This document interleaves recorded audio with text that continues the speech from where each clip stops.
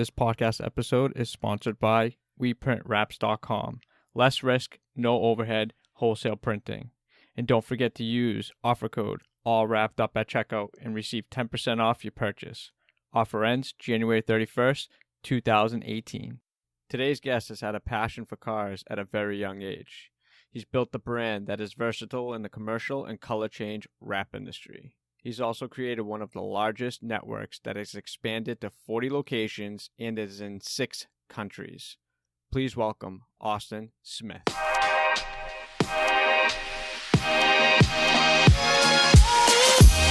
What's up, everybody? Thanks for tuning in to All Wrapped Up Podcast. We'll be interviewing industry-leading wrap companies to share tips, tricks, stories, and more.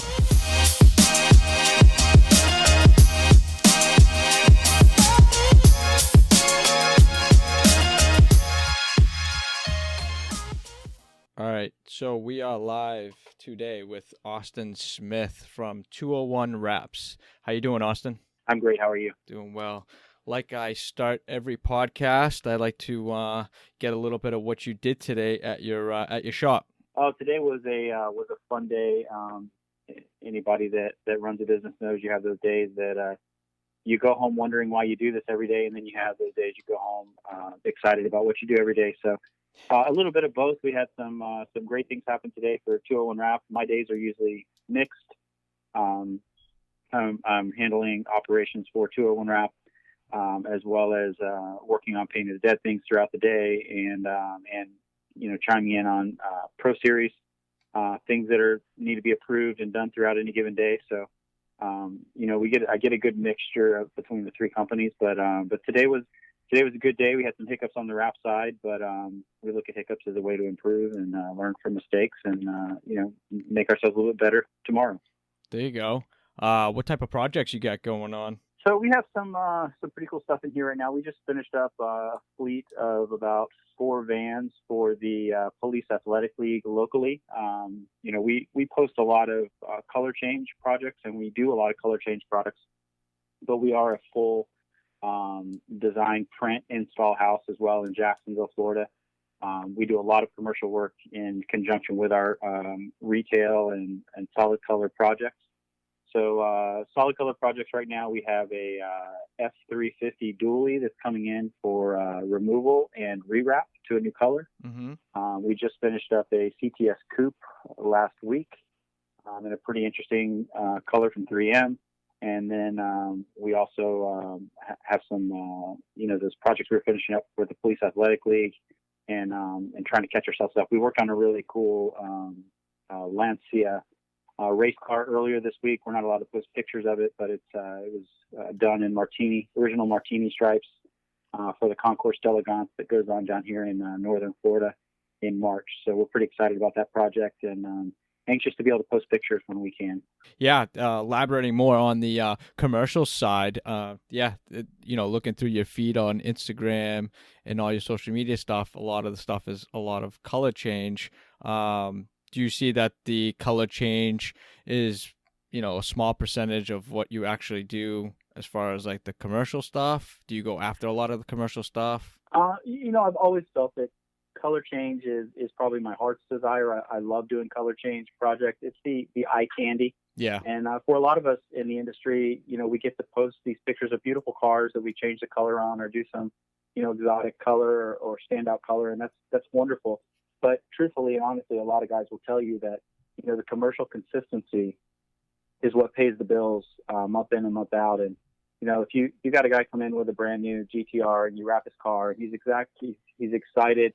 You did a fabulous job. He'd refer you 10 times over and come back anytime he would need something. He may not come back for a year, 2 or 3 until he gets into a new car. Right. A commercial guy is going to come back to you week in, week out, month in, month out for new stuff. We do a lot of business printing as well as the commercial wraps. So we stay very busy with our commercial side of the business as well as the color change side of the business. That's great. What are you guys using for equipment at your facility? So we're Mimaki guys. We're not anti-latex, but don't prefer latex. I know latex has had some problems over the last couple of years, and even probably 3 and 4 years back when they really kind of hit the markets new. I wasn't ready to make that jump For us, Eco Solvent works amazing. My Mamaki printers throw some amazing color. I haven't seen latex be able to match those colors in print quality that we get out of the solvent. And truth be told, nobody has ever come into my facility and wondered if I print green. So it really is a new point for me. I love the solvent print and the way that it looks on the finished product. Yeah. And so we run with it. We love our Mamakis. That's awesome. And how many guys you got working with you at your shop? So we're a pretty diverse group. We have about 8 guys on staff right now. Those positions range from outside sales, inside sales, photography and videography, designers, someone handling the books, which is actually my wife. She's here day in and day out doing the hard work per se. Yeah. And then we've got a production team and a pre-press guy as well. So we're pretty diverse, and we're set up very compartmentalized. Job goes from sales to design to pre-press to production, and it works. That system works very well for us. Definitely. Yeah, you got a good group of guys and girls working day in and day out with you. Can't leave out those girls. Yeah, definitely not. Definitely not. What's your material of choice for the commercial side of it? So I've been an Avery Dennison guy since day one. Back in 2008, I started this company, and I grabbed some 1005 EZRS at the time, and printed on it. And honestly, we hit the ground running. We started wrapping cars and printing solid color, laminating, wrapping cars, and it was like a bulletproof product. It never came back. It never had issues. And to date, we've had an issue here or there, but honestly, less than probably a handful of issues due to product. And I say nothing bad about 3M. I will sell 3M till the day is long, but Avery is such a better price point, and it's such a bulletproof product that for our business, it works really well in our market. And we sell a lot of Avery 1105 now, which was the 1005. Now, you started the business in 2008. I know back then you had identity design as well. Was that just like the start of 201 Wraps, and then you kind of just switched it after a few years? Because you had a pretty good group of guys working for you then, Scapple and everybody. Yeah, a group of characters. Definitely, some of these guys have moved on and really hold, great positions in this industry. And it's great to see them develop and do their thing, as well as our company here evolve and do its thing. But you're right, we started as identity design. It always was out of the gate, tough to say on the phone when you're answering 50 times a day. IdentityDesign.com was not available. It was I think over $20,000 to purchase it.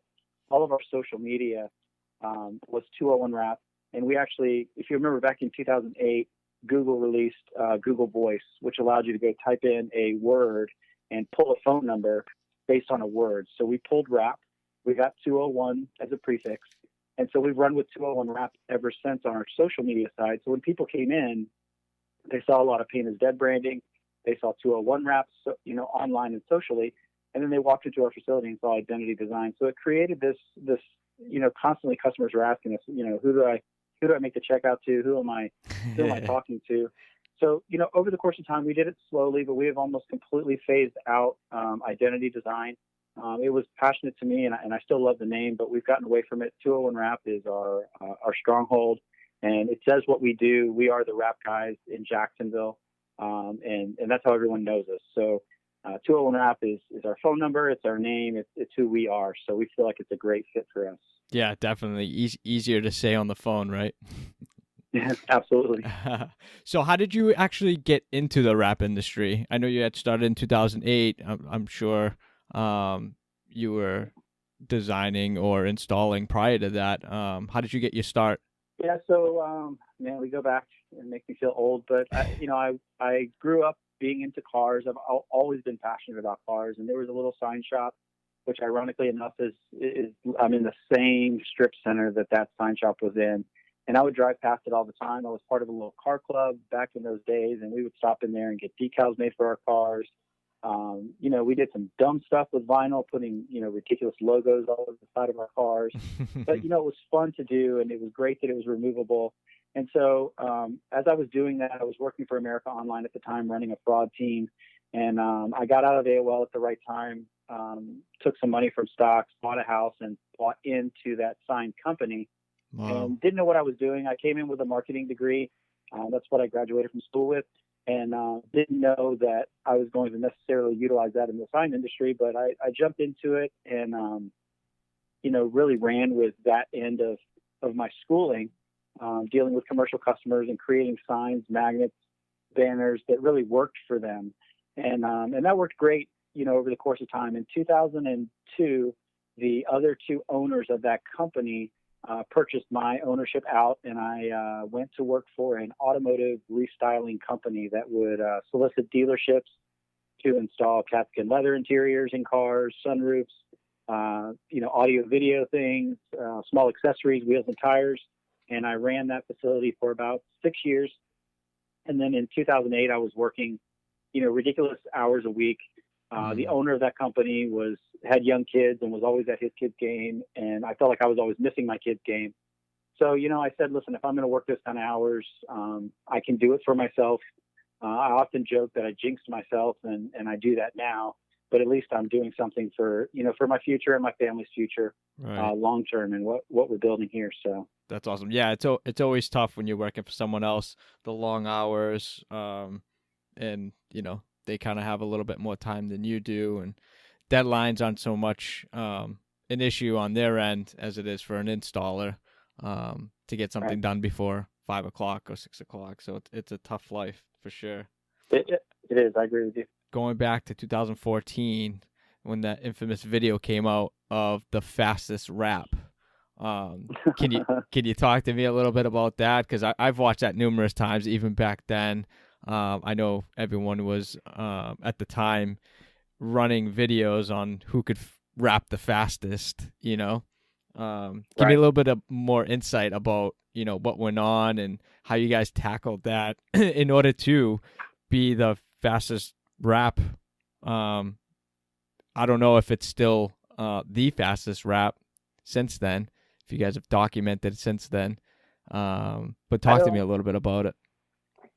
Yeah, I come from a marketing background. Anybody that follows us online, follows me, and sees the marketing that we do, really, I would think has to understand that. And so when we did these, Richie Days at the time was pushing these in his classes. He came in and taught a great class. It was an Arlon class in Jacksonville.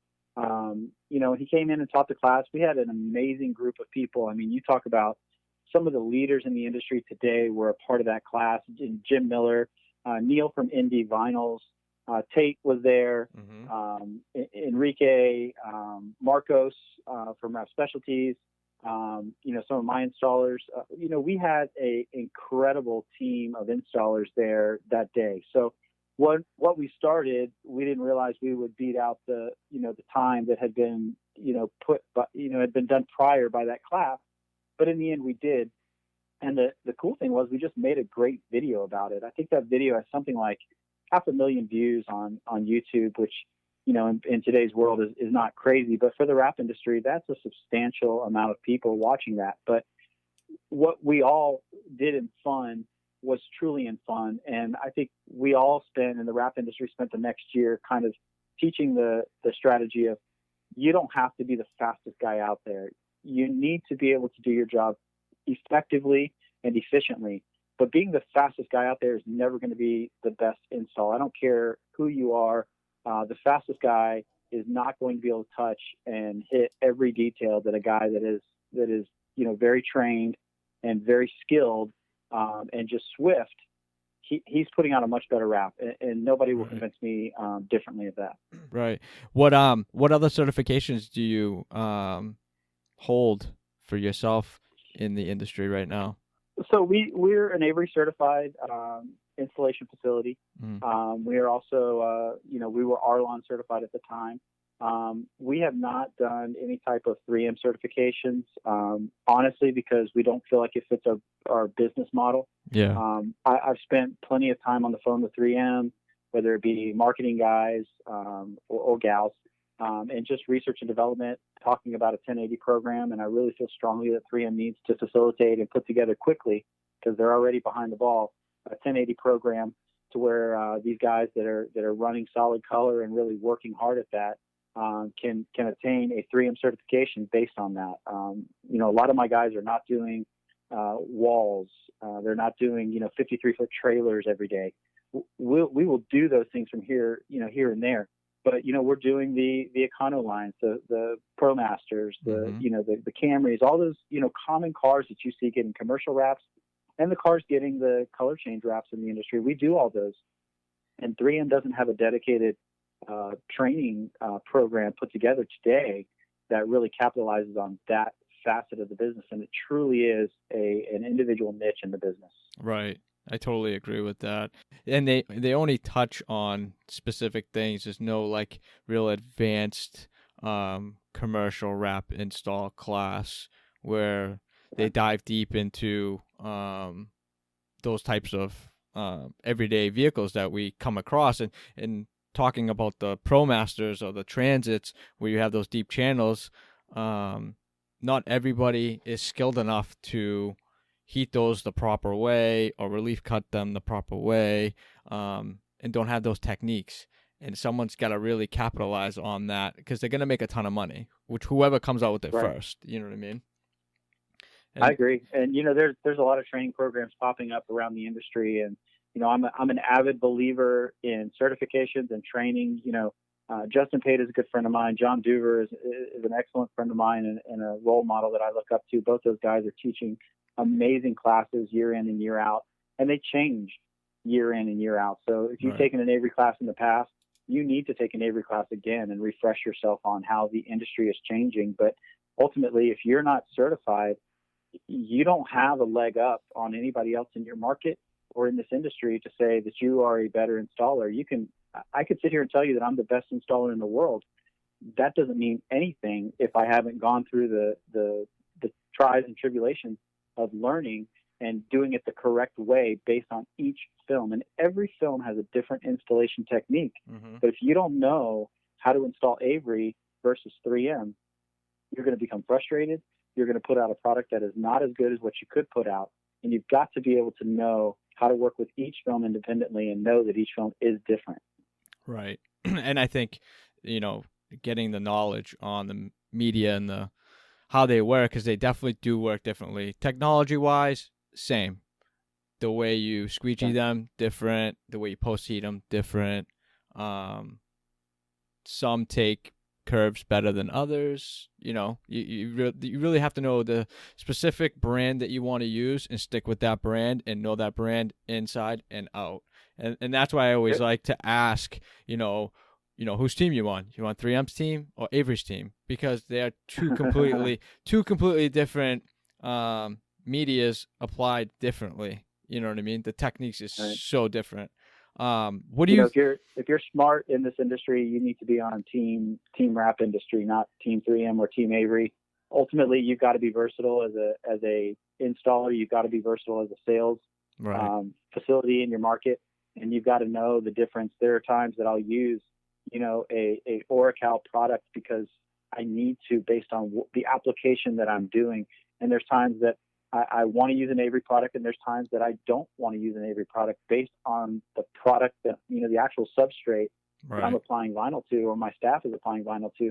And it's important to know those things. And if you don't know those things, you're not as complete of a installer or wrapper as you may think you are. And so I encourage everybody to get as many certifications as you can. A lot of the guys in the Paint is Dead network, they literally, they call each other out and pick on each other. You got to get the certification. You see their emails come across to me from time to time, and their whole signature line is full of accreditations. And that's what makes you a reliable, professional facility to do this type of product. So it's really incredible when you start attaining all those accreditations. Right. It's like going to college. You have the degree to show that you've gone through those struggles and came out on the other side. And I agree on the certification part. What do you think the certifications other than getting more detailed with the commercial installations, lack, in your opinion? Or don't touch more on when they're talking about a specific topic or whatever the case may be? If Justin Pate or John Duver or any of my guys in Pain is Dead, Kevin Kemp, Bobby, Chris Bull, all these guys that I really conversate with a lot are laughing right now. They know what's about to come out of my mouth. Marketing. These classes do not teach you how to market yourself, market your brand, your business in the market that you're in and abroad. Right. I have competition in Jacksonville, but there is nobody in Jacksonville that is competitive with me that is on the national stage like Tool and Rap is and like I am. We market ourselves properly. And if you don't market yourself, if you're not known as the rap guy or rap girl or rap guys or rap facility in your market, then you're not doing it right. And these classes teach you some amazing things, sales techniques, upselling techniques. Every time we teach an Avery class or hold an advanced Avery class at least once a year and sometimes 2 times a year.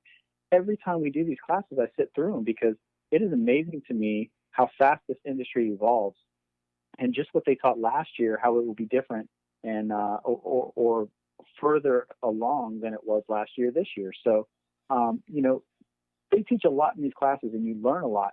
But the one thing that does lack in these classes is marketing skills. Mm-hmm. And that's so important to sustain a business, is making sure that you market yourself properly. Right. What's your thoughts about pricing? I know nobody wants to talk about pricing or whatnot, and I had just spoke to Sean from Texas recently that his podcast will be coming out soon. He took the Avery class. He said he literally went to the bathroom. They started talking about it, came back, and they were over talking about pricing. It was literally like a 2-second thing. What's your thoughts about that? Do you think they should talk about more of like an industry standard or come up with some type of system? I know everybody has a different, say on it, so to say, but I'd like to hear what coming from you, where you have everything kind of set in line and you've built your business to where you are. You're very successful. What are your thoughts about that in the industry or certifications? Pricing, the problem with pricing is every market is different. And, literally 10 to 25 requests a day for a rap quote. And the first response is, where are you located? Because if I've got someone inquiring about a rap that is in Redwood City, California, right where, Sharif Khan and SS Customs is, the cost of living is so high. Mm-hmm. His nut to break every month is so absorbent compared to mine that when he charges $5,000 for a wrap, it's just covering costs, where I could charge half that for a wrap and have the same left over in the end.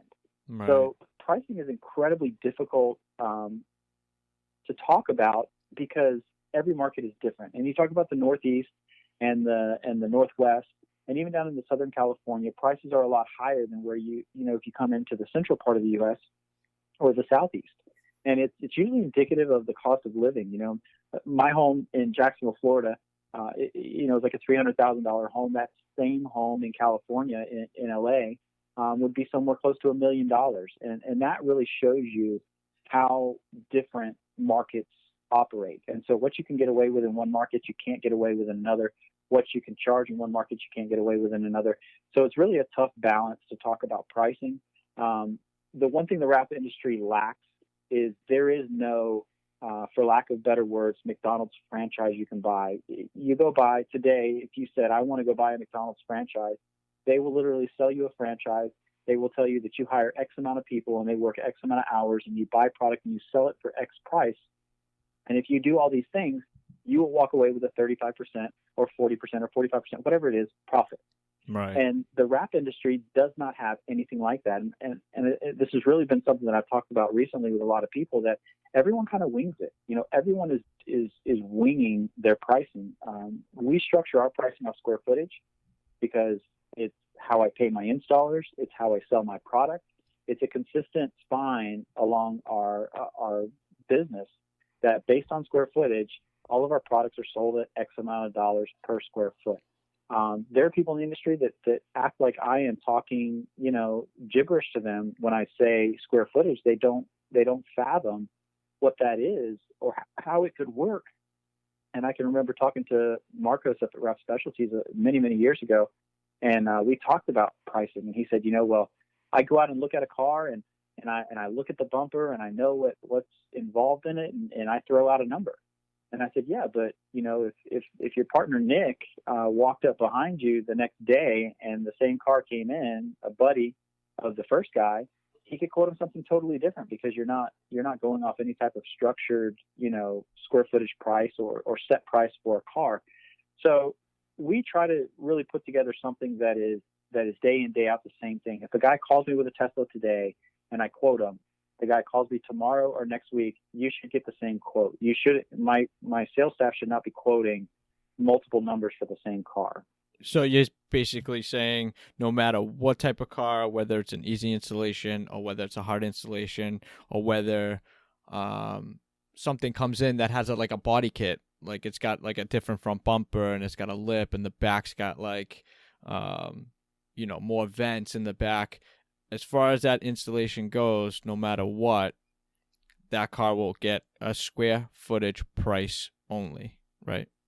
Well, correct. But what we do with something like that is if you've got an add-on bumper, right, or you have, let's say you have a replacement bumper that's very complex. It's just like sport bikes. If a sport bike comes in, actually, I can't sell that for the same amount of square foot, because it'd be nothing square footage wise. Yet a bike is very difficult. It's small. You're working in tight areas.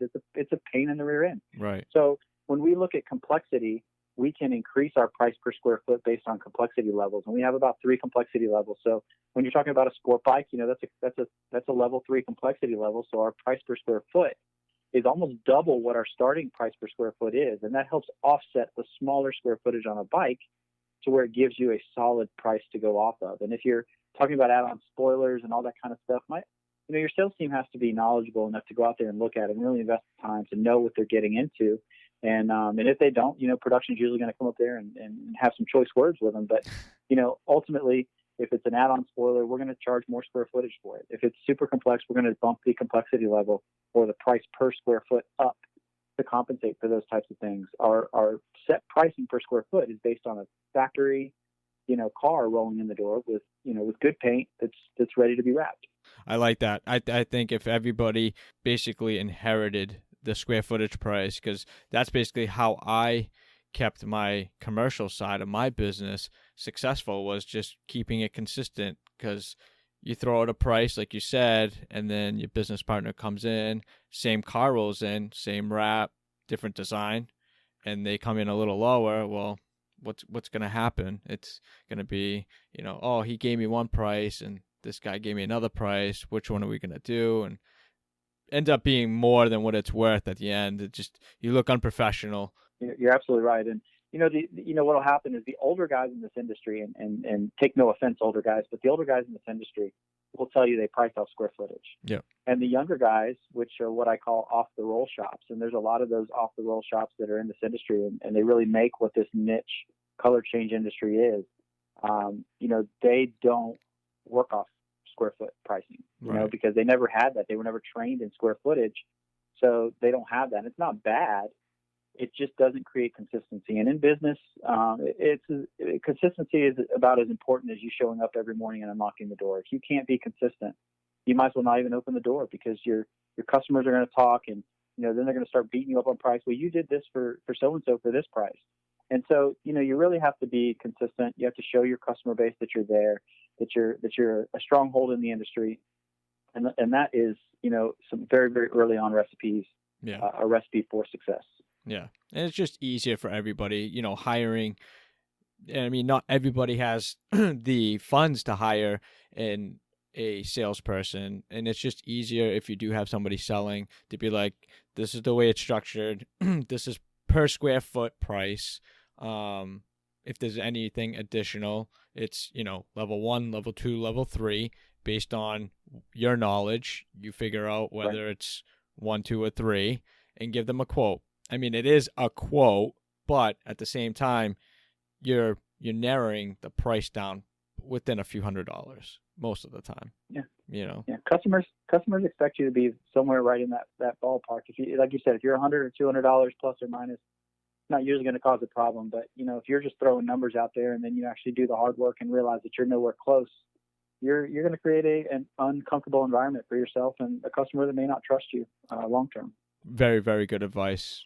I mean, a lot of people should definitely inherit that square footage price, figure out, what it costs to run your business, and build that into your pricing, because people tend to forget that they have electricity, they have an internet bill, they have chemicals and materials they need to buy every week to do the job, ink cost, rolls, paper towels. I mean, there's so much that goes into, even if you have just a small garage and a small office, there's so much that goes into that pricing that at the end of the month, you got to come up on top. Right. It's a classic $1,000 wrap, and they bought a $500 roll of material, and they think they're really making $500 in the end. Right. They're not. We all know that. They that person usually slowly learns that over the course of time. But in our market, we don't really have that problem. I know that in the past there's been issues with people having concerns with pricing in those garage shops. Right. Charging too little to do a job. And it does create a little bit of a problem in the industry. But that problem that exists in the industry when you talk about having a place for that, or the ability that $1,000 wrapper can even exist, goes way back, and should have been nipped in the butt a long time ago by the manufacturers, and it just never was. Right. And the fact that it never was created a problem that we now have today.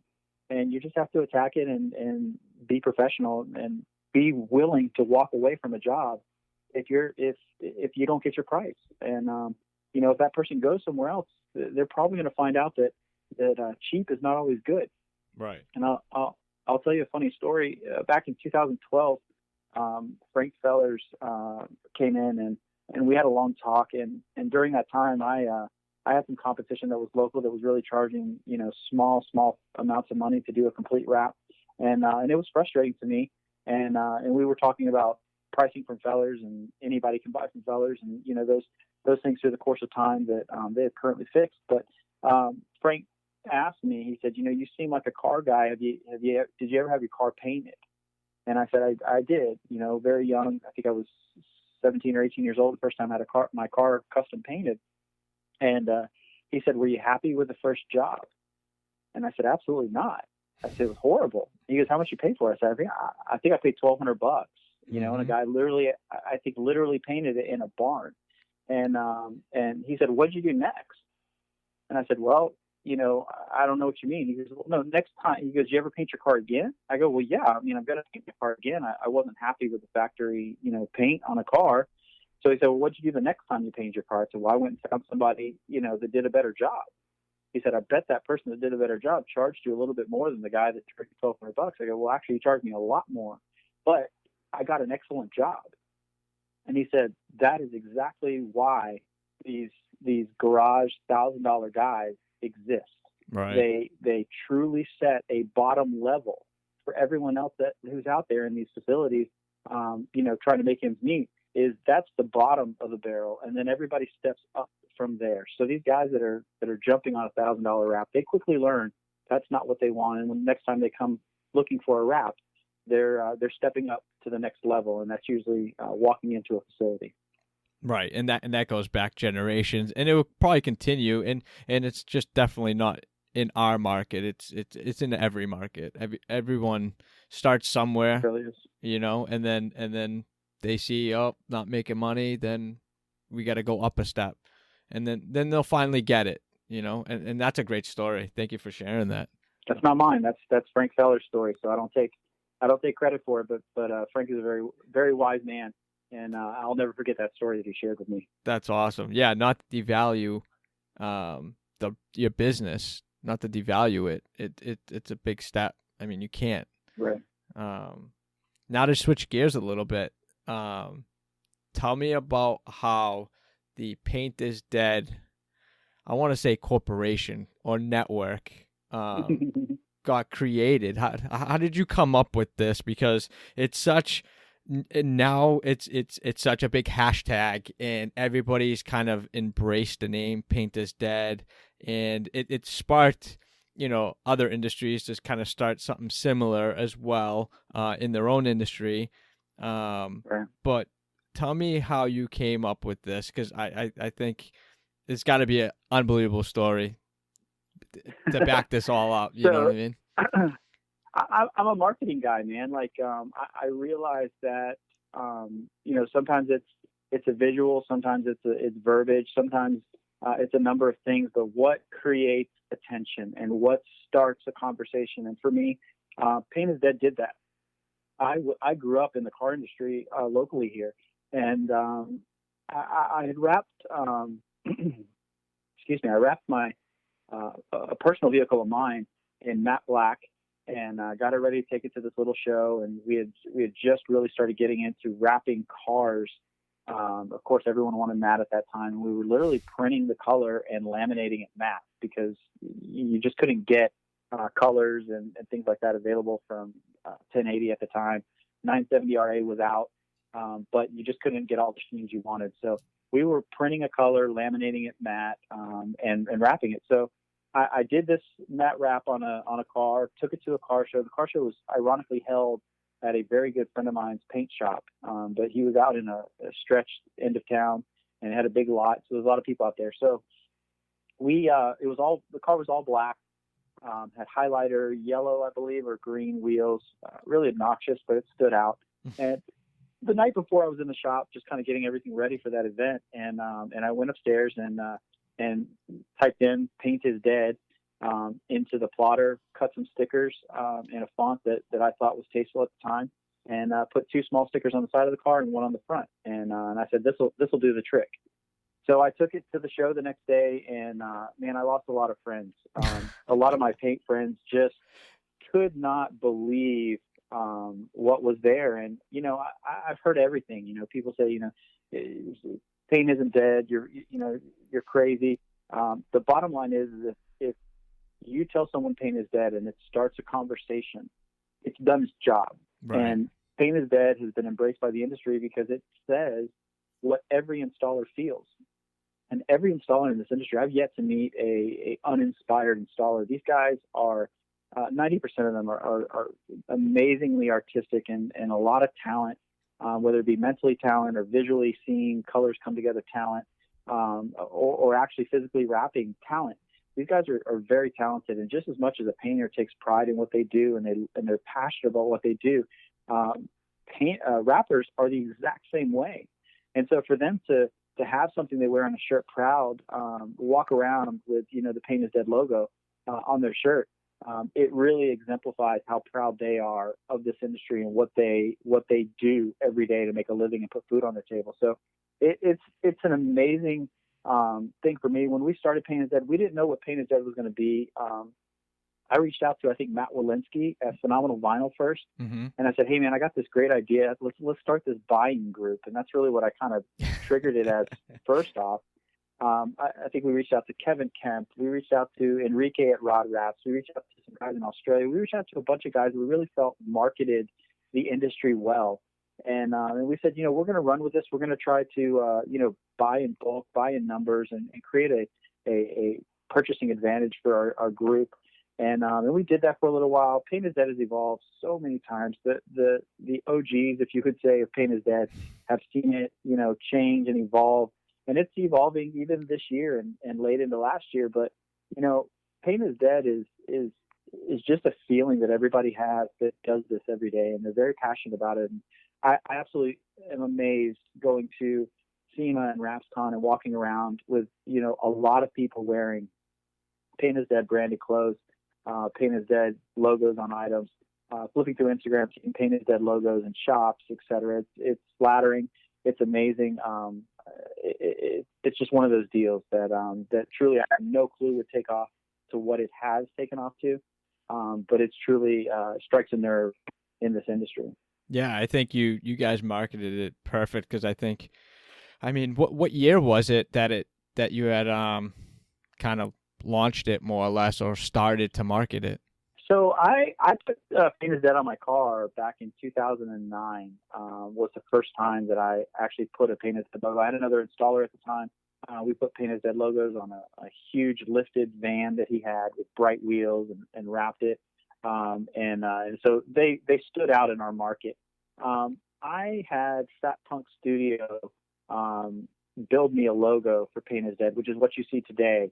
Yep. In 2012, I spent thousands of dollars to have that art for, that studio put together an amazing logo. And they really put together an iconic logo that even today is still just as sharp and fresh as it was many, many years ago when they first created it. But, Pain is Dead has been around since probably about 2009. Pain is Dead, mainstream and really people seeing it, and the logo that you guys see today. 2012 was its inception, and when we started pushing it out. And how big is the network now, as far as the amount of guys you have that are constantly, networking with you guys, or because it's kind of like your own little group of installers, so to say. Right. People call it the Cool Kids Club. The Cool Kids Club. I don't know where that comes from, but no, we have about 37 shops that are officially part of the Pain is Dead network. All of those shops have a small due that they pay each month to be a part of the network. We utilize those monies to do interesting things within the network and fund the network itself. And everyone has, that gives them, access to some pricing structures we have with distributors and access to the logos and things like that. So it really is a tight knit group of individuals. A lot of people over the course of time have told me you need to grow it. It needs to be double its size. But, the problem with that is, you get more people and it just becomes unmanageable. Yeah. 37 shops is a lot of people. And when you're talking about us moving all those people to SEMA, RapsCon, we're usually renting homes. Right. We stay in these large houses and have meetings and do these great things. It's really hard to do that and still be personable and to each and every person that's part of the network. So it's a tough deal. I don't know how much bigger it could get. Our mob has about high 50s, 60-ish members. That's impressive to me because it's really a tough deal to manage that many people and be accessible to that many people. Absolutely. So take me through the process of actually getting into the Pain is Dead. Do you go through some type of screening? Do you go check out their shop? Or is it basically you submit all your information, you guys have some type of panel of guys that just kind of the main group of people that kind of say yay, nay, and then you pay your monthly dues and be in the group? Or, take me through that process. Yeah. It too has evolved over the course of time. There was a time that, to be in Pain is Dead, you had to go intern in another shop for a day or 2 days worth of work. We want to bring in installers that not only have a great talent for installing, but are part of this family that we have. Kevin Kemp said it best to me. The first time we rented one of these massive homes in Vegas for SEMA, Kevin mentioned in front of everybody that night, he said, I have followed you guys online. I've never met one of you guys in person before, yet I'll sleep in that room over there and not worry about one of you guys stealing something from me, taking something, causing a problem, etc. And it really was true. We have and still have such a group of people, and everybody in that group would give, their shirt off their back to another member in a heartbeat without even thinking about it. Yeah. And it's not to say they wouldn't do that for other people within the industry as well, but the group is really a tight knit group. So as of right now, if you go to painisdead.com and apply for membership, you're going to get an application back. It's not an easy application. 90% of them we don't get back. It requires pictures of your facility, inside out, production rooms. If you have staff, pictures of your staff. It asks you questions, everything from what's your preferential products, what products do you offer, what's your favorite tools, who's the nearest Pain is Dead shop to you, who owns that shop, what's your competition, who is your competition, how far are they from you. There's a lot of questions and a lot of meat that goes into that application. But the people that return it, those applications go in front of the board of directors. We have 4 board of directors that currently serve for Pain is Dead. Mm-hmm. Chris Youngish out of Costa Mesa, California. Sharif Khan out of Redwood City, California, Bobby Vandervliet from up in Dulles, Virginia, Chris Bull from South Carolina sits on the board as well, and then myself. So once those get uploaded into our system, we all review and make a decision. So it's a lengthy process. Once your application comes back, it's usually somewhere between 4 to 6 weeks. But we meet once a week and we discuss as much as we physically can every single Tuesday night for the network as a whole. And usually a part of that night every single week is talking about new potential members and asking questions and moving forward on either a decline and reapply later type of thing, or an approval and welcome to the organization. That's great that you guys actually built a system out to actually get exactly the information that you need in order to make a decision on these people. Because sometimes things are deceiving, whether on social media or whatever the case may be, and someone just to fill out an app, send it over to you, and then say yes or no. You really nailed it down where, you know, you're asking, who would ask that? You know what I mean? Hey, what type of material do you like? What type of tools do you use? And what's your competition? Most shops don't even know any of that or even think of those types of things. You know, but if you don't, you're not ready to be part of this organization. You know what I'm saying? Like, right. If you don't know your business inside and out, you know, and if you don't know, we ask in there, what is Pain is Dead? You know, we could ask a lot, what is Pain is Dead? And honestly, the question is open. Like, there's no definitive answer as what is Pain is Dead, but some of the responses you get back are amazing.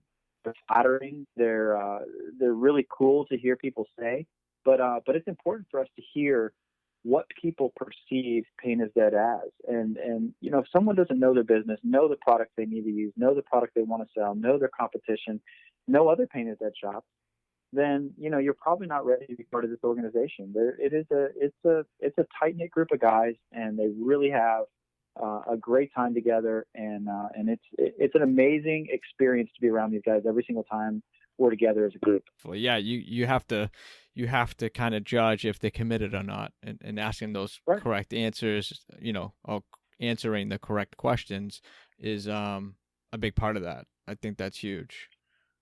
Absolutely correct. Where do you see Pain is Dead is going for 2018? Pain is Dead is trying to self-fund itself a little bit more. We're doing some advertising. We've worked really diligently on our social media presence and being in front of everybody. You know, so we're looking to build the organization a little bit more. We've got some new apparel coming, new products coming. We're working on licensing deals with companies. We're going to release another Pain is Dead color. Bayou Black has been a great color out there. Kevin Kemp specially formulated that himself with his own mix of spices and New Orleans charm. And we're gonna follow that up with another great color that we're working with Metro Restyling to push. And so we're going to release another color. We're going to work on some licensing deals for Pain is Dead, and we're going to continue to grow the network and really be a sounding board for this industry. And a lot of the manufacturers use us for that. Almost every one of these guys currently do or have sat on boards with 3M and Avery as far as what they need to bring to market, what customers want, and so it's really I'm super proud to be surrounded by these guys that are so influential in the industry and really have a good eye for where the industry is going. And they're feeding that information directly to the manufacturers, which is important that we're in an industry that the manufacturers are smart enough to know that it's not just them sitting up in their towers looking down, and they really know what the pulse is. So, they're getting it from a lot of the Pain is Dead members. And talking about manufacturers, you're creating pretty much a new line for yourself with the Pro Series tools as well, correct? Yes, absolutely. A long time ago, I was having a conversation with someone, and they said, you did Pain is Dead all wrong. It should have been a brand out of the gate, and the organization or the network of installers could have come along with it, but it should have been a brand out of the gate. And it's someone that I look up to and have a lot of respect for. That kind of got my mind working. Had some conversations with Justin Pate, had some conversations with some other people in the industry. Tried to jump into some deals. where we had some products branded. Some of those, worked out. Some didn't work out so well.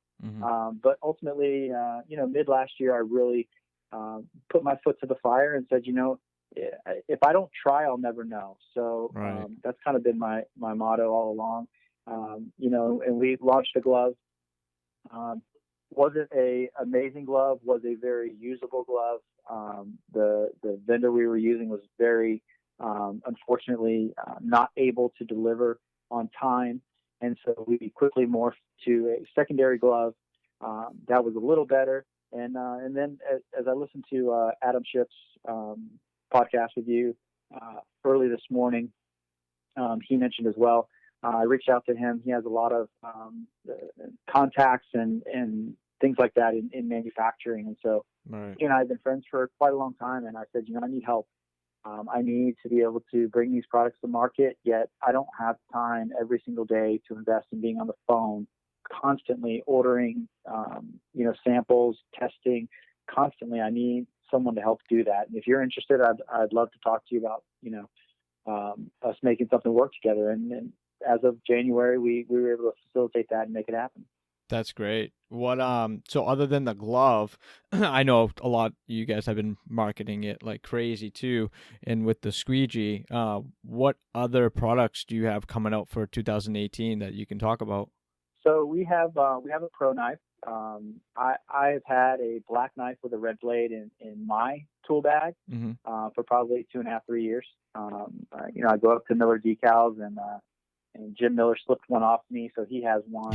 So there's a couple guys out there that have, the Austin Originals. I owned a powder coating company for a couple of years, and so I kind of just, by hand, the hard way, created, some black with red knives. But I'll tell you, every time I take it out, everyone's like, "Oh my God, look at that knife! It's amazing."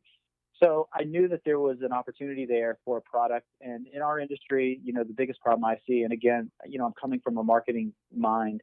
But, if you open the Feller's catalog or the Grimco, or you go online to Metro Restyling, you can order a silver knife with a silver blade, or you can order a silver knife with a silver blade, or you can order a silver knife with a silver blade, and you can really stand out, and you can be, a really great guy. But these guys that are installing are creative. Like, I'm a creative guy. The last thing I want to take out of my tool belt is a silver knife with a silver blade. And it's ridiculous that you got these huge manufacturers, and because they have never been pushed to step their game up, they pass off mediocre products to us as an industry. And I said, that's going to be the pivot point of my business and how I push this forward. So everything that we do is color coded, and it matches, and it goes together, and the names work together. And it's marketing, guys. It's marketing 101, and you see that with Pro Series. The Pro Knife is an amazing product that we are getting very close on. We have tested and tested and tested and tested. The last thing I want to do is order 50,000 blades and then have an issue, or 100,000 holders and have an issue. So I appreciate people seeing the pictures and being patient. We try to tease you guys and let you guys know they're coming, and we're working on them. We have another knife that literally is revolutionary. It does not exist in our world today. And we're really excited about that knife. That's coming as well in 2018, or better come in 2018, and Adam. And then we're working on some really amazing, I don't want to go too in depth, but some tools and the ability to be able to have tools and utilize them. How do I say? Be careful. Yeah, I know. You don't want to spill the beans. Maybe I should just keep my mouth closed right now. But I could tell you, it's one of those things where once you see it, you'll go, "Oh, I remember him saying that. Wow, what a great concept!" Because the way that I buy tools today and the way that I use tools today, it can be much more efficient, much more streamlined, and these tools can look amazing. Right.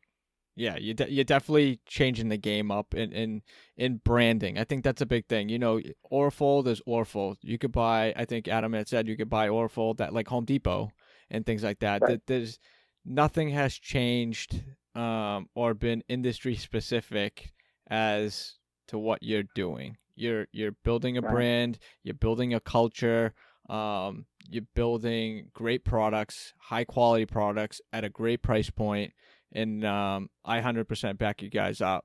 I love your glove. I love the brand. I love the squeegee. I know you guys just sent me a squeegee the other day. I've already put it to use. I love it. You're changing the game, and you guys are looking outside the box. That's the biggest thing. We really are, and it's installers. A lot of people will tell you that they have a brand or a product, and it's made by installers for installers. But with our tools, literally, they are made by two guys that can install vinyl. And I don't install vinyl every day anymore.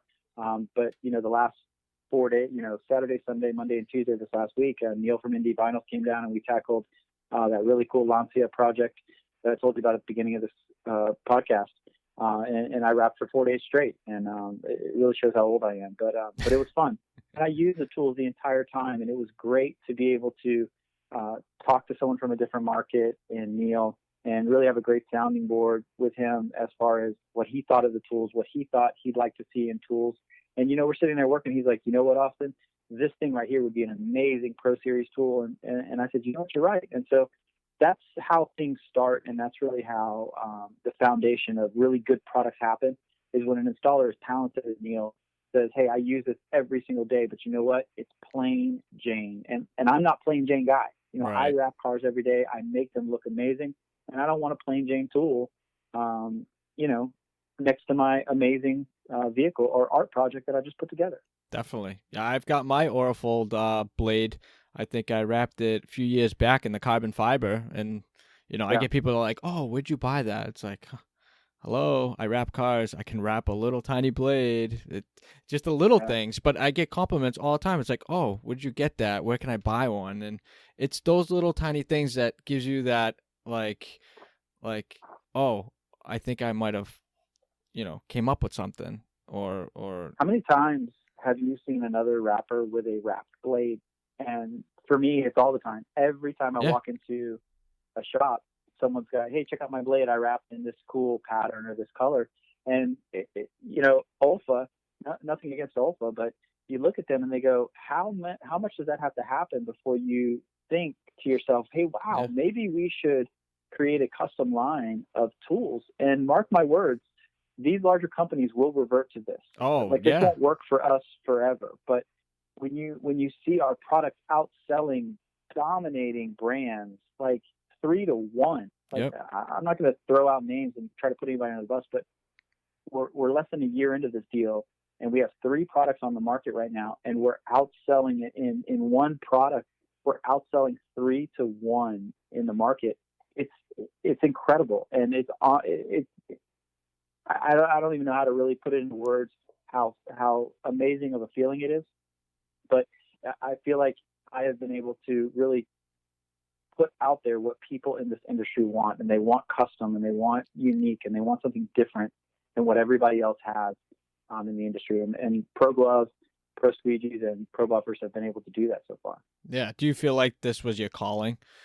Being, coming from where you came, back in 2002, up to 2008, starting your business till now, building Paint is Dead, to now actually building tools for the rap industry. Do you think that now it's you could sit back and be like, okay, this was what all these years of hard work came into fruition, and this is what I was supposed to do?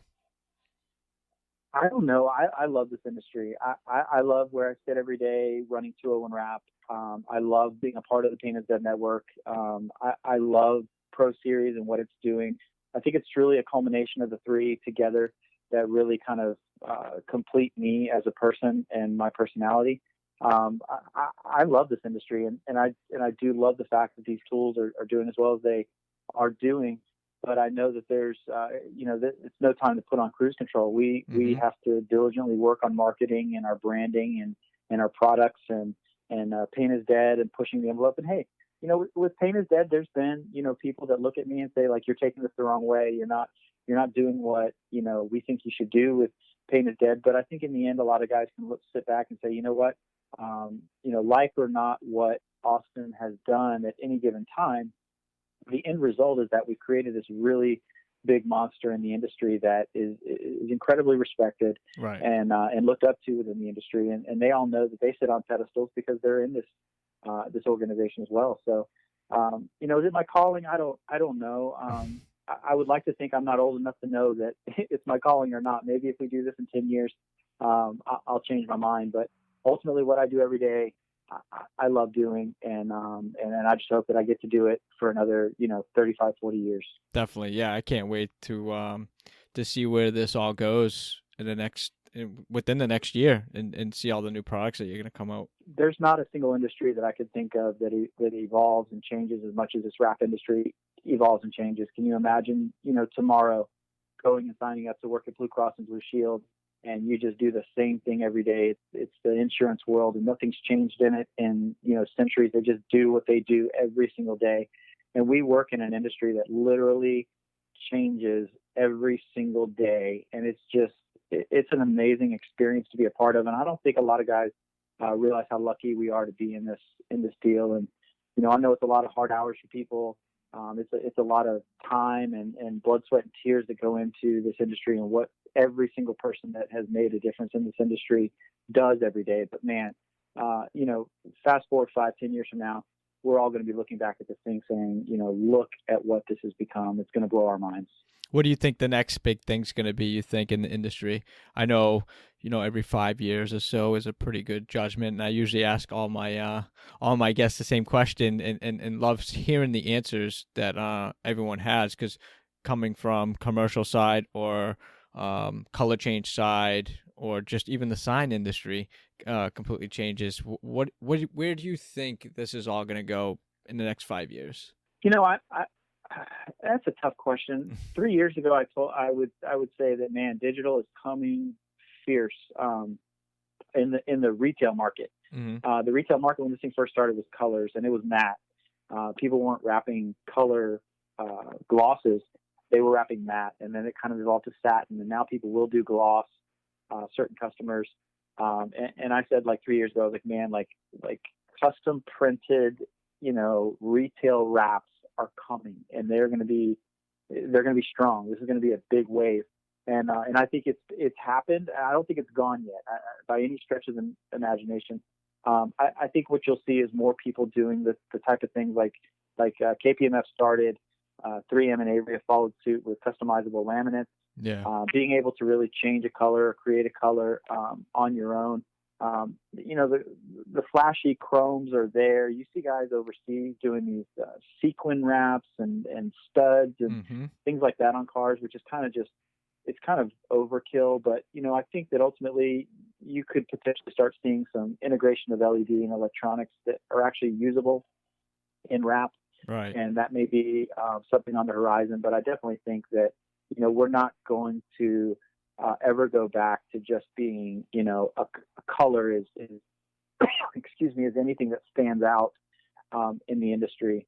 So it's going to grow. I think it's just going to get a little. I stop short of saying crazy. I don't think it's defined as crazy, but it's just going to get a little bit more custom and right. And customizable. Americans want that, and I think that feeling translates even outside of the U.S. People want customizable options. Right. And I think it will grow more into, I think I talked a little bit with Trish Dill about this, was that a lot of people are going to have more accessibility to creating their own wrap without actually going to a wrap shop. As weird as that sounds. I can remember back probably 2010, 2011, there was a couple sites out there that were advertising the fact that they would, design a wrap for you and ship it to a shop and have it installed. I don't know how I feel about that. I've got a shop, and I feel like there's some comfort level when a customer comes in with me and can sit down with a designer one-on-one and really design something that they want versus from afar. There are a lot of guys out there doing designs from afar. You look at Skeppel, and there are plenty of great designers out there that are doing that and being very successful with it. But ultimately, like, I still think that you're always going to have that demographic that wants to come into a shop, feel like they're part of something and building something and have it installed. The technology, like you said, is an amazing thing. If you can just think back in 2006, we didn't know what an iPhone was, and we didn't have that. Look how many things we do on our iPhone today. So technology is sometimes creepy fast, and definitely will take strong hold in the wrap industry as much as it will take hold in every industry. But what will that look like? Man, I wish I could really We tell don't you. know. I just try to keep my eyes on the horizon and keep my eyes open and my mind open every single day to what's happening out there and what people are doing. And I can remember back in 2009, the first time we wrapped a door jamb on a car and the backside of a door on a car. I told my installer, I was like, we're gonna wrap the door jamb, and there was an explicative U thrown at me, and I said, no, dude, let's push the limits, and we were one of the first shops, wrapping calipers in the reflective films, and everyone told us, it'll never last, it won't last, that's dumb, and lo and behold, they hold up pretty well. So if you keep your eyes open and you're pushing the envelope with what you have in front of you, you're always going to be one of those guys that are quickly evolving and changing and kind of rolling with the punches as far as how technology takes over. But there's some cool stuff out there, and I think it's an exciting time for people like you and I to be in this industry and really pushing the limits of what we have today and creating a new tomorrow. That's awesome. Yeah, I definitely want to end on that note for sure. Well, that's a cool thing, and I'll throw in one more thing too before we cut out and go, and that is, I wanted to make a point to thank everybody that came to the wrap event last year in Vegas at SEMA, and the year prior as well. In front of the industry, I know a lot of guys are listening to these podcasts, and it's those events don't happen without every single attendance and people being there to make those things happen. So I wanted to make sure that I took a moment to thank everybody that does that. And if you haven't been to the wrap event yet in Vegas at SEMA, make sure you go. This year we're going to push the envelope with the award ceremony. So there really is going to be some cool stuff going on with people being recognized in the industry, and it's something we did last year too, and it was a great success. So everyone that's involved, everyone that's been, and everyone that will potentially be there this year and the following years, I encourage you to keep your eyes out for that wrap event that's coming up at SEMA, and make sure you're there to represent the industry. There you go. You heard it from Austin Smith.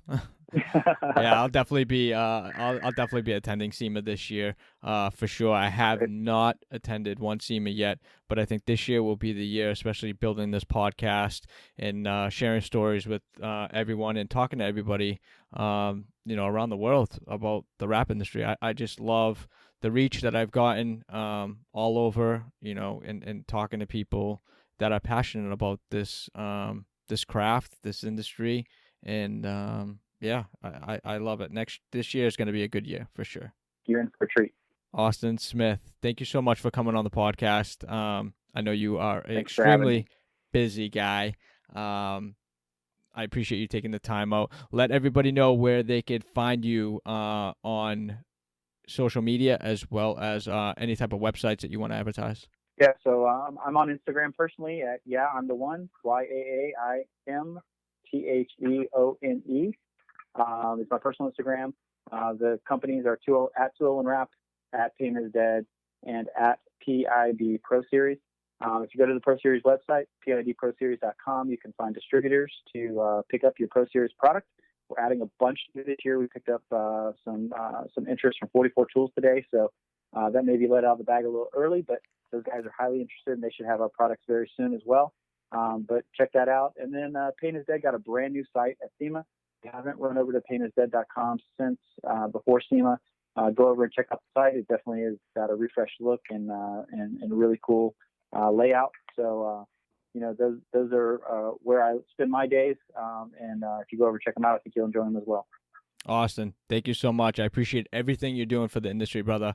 Keep doing what you're doing. Absolutely. Thank you for your time. I really appreciate it. I want to thank Austin for taking the time out today to talk to us on the podcast. This episode is sponsored by The Wrap Promoter, featuring wraps, graphics, designs, and tools from around the world. To see more, follow at The Rap Promoter on Instagram and Facebook. For features and advertising, email rap.promoter@mail.com. And don't forget to subscribe, like, and share our podcast on Apple Podcasts, Stitcher, Google Play, and on iHeartRadio. Till next time, that's a wrap.